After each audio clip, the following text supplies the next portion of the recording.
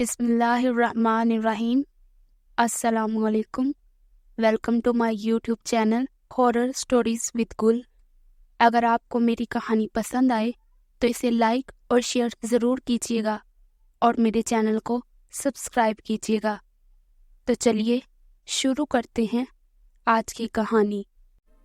سائمہ ایک ایسی لڑکی تھی جو ہر کسی کا مذاق بناتی تھی، ہر کسی کو تنگ کرتی تھی۔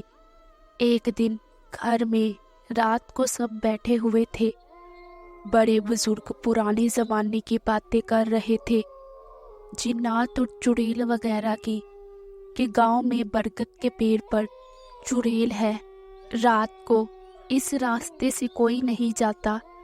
کہ ایک دن چاچا بشیر کھیتوں کو پانی لگا کر اس راستے سے جا رہا تھا تو اسے ایسا محسوس ہوا جیسے درخت کے اوپر کوئی ہے۔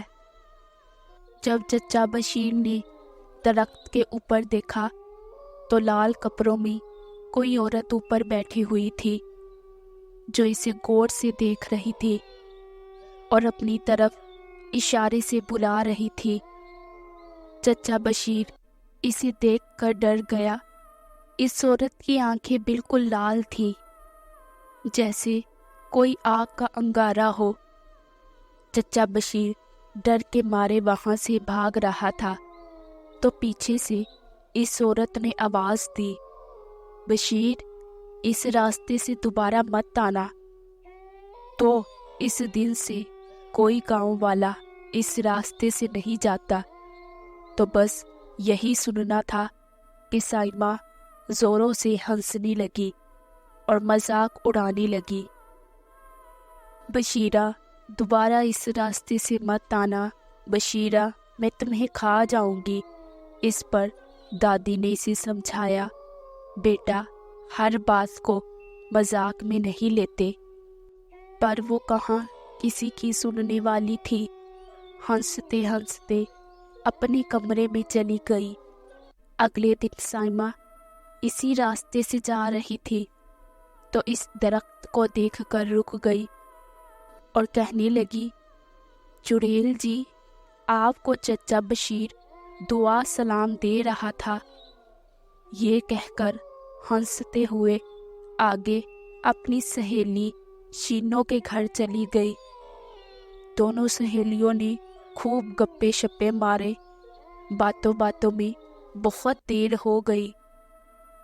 مغرب کی اذان ہونے لگی تو سائمہ نے کہا، اب میں چلتی ہوں، بہت دیر ہو رہی ہے، اندھیرا ہوتا جا رہا ہے۔ تو شینو نے اسے اجازت دی، گیٹ تک چھوڑنے آئی اور اسے یاد کرایا کہ اس برگد کے پیڑ والے راستے سے مت جانا، کیونکہ اس راستے کی کہانی گاؤں میں ہر بندے کو پتہ تھی۔ اس پر سائمہ ہنسنے لگی، میں تو اسی راستے سے جاؤں گی، اور وہاں سے چل پڑی۔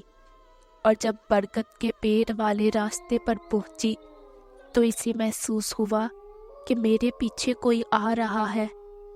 تو پیچھے مڑ کر دیکھا تو وہاں کوئی بھی نہیں تھا۔ گاؤں میں دور دور تک کتوں کے بھونکنے کی آوازیں آ رہی تھی۔ اب اسے ایسا لگ رہا تھا جیسے کوئی پائل پہن کر اس کے پیچھے چل رہا ہو۔ اب اسے ڈر لگنے لگا تھا، اور گاؤں میں جو کہانیاں گھوم رہی تھی وہ سب اسے یاد آنے لگی۔ ڈر کے مارے پسینے چھوٹنے لگے۔ جیسے ہی برگد کے پیڑ کے نزدیک پہنچی تو اس کے پاؤں بھاری ہونے لگے، اس سے چلا نہیں جا رہا تھا، جیسے کسی نے اس کے پاؤں پکڑ لیے ہوں۔ سائمہ زور زور سے چیخنے لگی، رونے لگی، مجھے بچاؤ، مجھے چھوڑ دو۔ اس کی آواز سن کر کسی کے ہنسنے کی آواز آنے لگی، جسے سن کر سائمہ بہت ڈر گئی۔ وہ بہت خوفناک آواز تھی۔ جب سائمہ نے درخت کے اوپر دیکھا तो लाल कपड़ों में एक औरत इसे देखकर मुस्कुरा रही थी। इसके मुंह से खून निकल रहा था, लाल लाल आंखें थी। इसे देखकर साइमा ने जोर से चीख मारी, डर के मारे जोर जोर से रोने लगी। मुझे छोड़ दो, कौन हो तुम, मुझे क्यों पकड़ा है?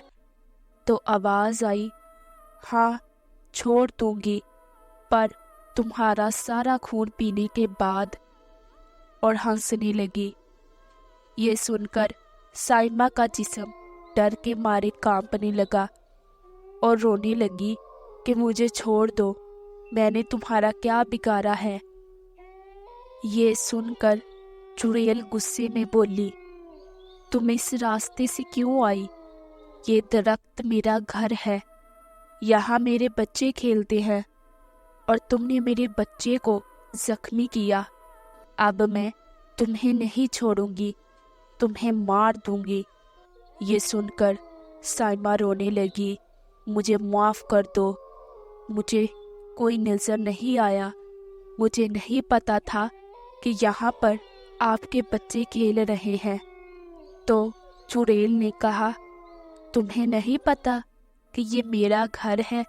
सारे गांव में ये बात पता है, कोई इस रास्ते से नहीं जाता रात को, और तुम्हारी इतनी हिम्मत, तुम इस रास्ते से जा रही हो सब कुछ जानते हुए भी।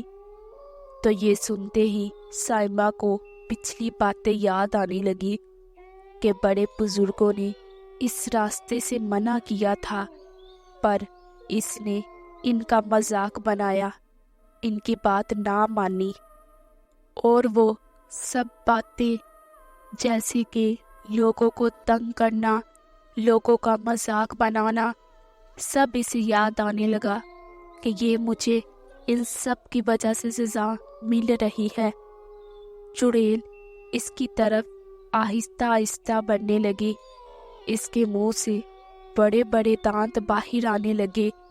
ये देखकर साइमा डर के मारे रोने लगी और अल्लाह से दुआ करने लगी, या अल्लाह मेरी मदद कर, तू ही है मेरी मदद करने वाला और कोई नहीं। मैं माफ़ी मांगती हूँ कि मैं आइंदा से किसी का मजाक नहीं बनाऊंगी, किसी को तंग नहीं करूंगी, बड़ों की इज्जत करूंगी, बस तू मुझे इस मुसीबत से बचा। ये कहकर साइमा ज़ोर ज़ोर से आयतल कुर्सी पढ़ने लगी। आयतल कुर्सी की आवाज़ सुनकर चुड़ैल को बहुत तकलीफ़ होने लगी। वो कहने लगी, मत पढ़ो, मुझे तकलीफ़ हो रही है। साइमा और ज़ोर ज़ोर से आयतल कुर्सी पढ़ने लगी। आयतल कुर्सी पढ़ते पढ़ते इसे ऐसा महसूस हुआ जैसे इसका बदन हल्का हो गया हो, जैसे इसके पाँव किसी ने छोड़ दिए हो। दर्द के मारे चुड़ैल की चीखों की आवाज़ गूंज रही थी। साइमा वहाँ से भागने लगी। वहाँ से भागते भागते पीछे मुड़कर नहीं देख रही थी तो पीछे से आवाज़ आई, आज तुम तो आयतल कुर्सी पढ़ने की वजह से बच गई, दोबारा इस रास्ते से आई तो मैं तुम्हें मार दूंगी। साइमा भागते भागते अपने घर पहुंच गई और ज़मीन पर गिरकर बेहोश हो गई। होश आने पर साइमा को बहुत तेज़ बुखार था। इसकी दवाई भी ली पर कोई असर नहीं हो रहा था तो गांव के मौलवी साहब को बुलाया। उन्होंने इस पर दम किया और पानी के छींटे मारे। रोज़ के इस समल से साइमा अब आहिस्ता आहिस्ता ठीक होने लगी और घर वालों को पूरी कहानी सुनाई कि इसके साथ उस दिन क्या हुआ था। सब घर वालों ने अल्लाह का शुक्र अदा किया कि खैर खैरियत से घर पहुंच गई। तब से वो आज तक इस रास्ते से नहीं गई اور بڑوں کی عزت کرنے لگی، کسی کا مذاق بھی نہیں بناتی اور سب کے ساتھ خوشی خوشی رہنے لگی۔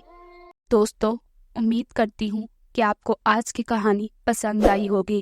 اب ملتے ہیں کسی نئی کہانی کے ساتھ، تب تک کے لیے اللہ حافظ۔